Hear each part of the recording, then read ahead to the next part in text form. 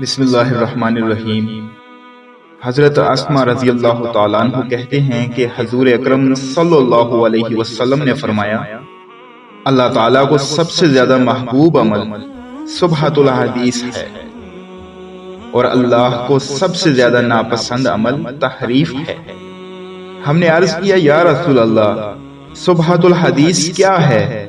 تو حضور صلی اللہ علیہ وسلم نے فرمایا، سبحۃ الحدیث یہ ہے کہ لوگ باتیں کر رہے ہوں اور ایک آدمی تسبیح و تحلیل اور اللہ کا ذکر کر رہا ہو۔ پھر ہم نے پوچھا، یا رسول اللہ، تحریف کیا ہے؟ تو آپ صلی اللہ علیہ وسلم نے فرمایا، تحریف یہ ہے کہ لوگ خیریت سے ہوں، اچھے حال پر ہوں، اور کوئی پڑوسی یا ساتھی پوچھے تو یوں کہہ دے کہ ہم برے حال میں ہیں۔